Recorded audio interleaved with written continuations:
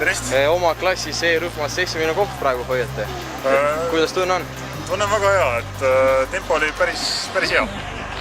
Et teisel läbimisel saime muidugi kiirust juurde natukene, et rada oli rohkem selge ja mõned trikiga kohad olime ka nii-öelda legendi üles märkinud.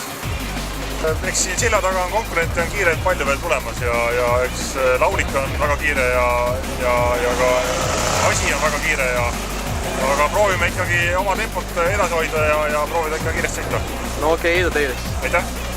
Kas hakkate edasi pressima ja tahate temast mööda saada või? Ei, me ikka pressime edasi, aga äkki mööda vist ei saa, et oma kohta kindlasti hoida. Ja tagant keegi selga ei tuleks. Kas siis autoga enesetunne on? Kas kõik on korras? Kõik korras ja endaga on kõik korras ja midagi probleemi küll ei ole. Kas teed on kõik selged või varem ei ole sõitnud siin? Ei, varem ei ole siin sõitnud, jah. Et siis on natuke raske praegu, teed ei tea ja... Teed niimoodi peast ei tea, jah, et tuleb legendi järgi sõita. Täisgaasiga ikkagi ei sõida veel? No, päris täisgaasiga kindlasti mitte. Meelis Vaarmas? Kaotus Raidole siis 8 sekundit. Et kuidas enesetunne on?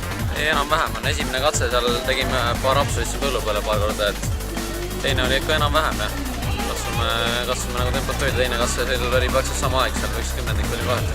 Aga peale nende väljasõitu on autoga kõik korras? Ei, tips-tops kõik korras, lihtsalt kerge põllu peale sõid kõre põlda lihtsalt, et midagi hullu ei olnud. Okei, et hakkate edasi pingutama siis? No proovime jah, siin vahe on veel ma arvan püütav, et eks ole näha, katse, mis tuleb näitab ära, et kas on võimalust püüda või ei ole, et kui siin peab poolseki kilomeetri peab kiirama.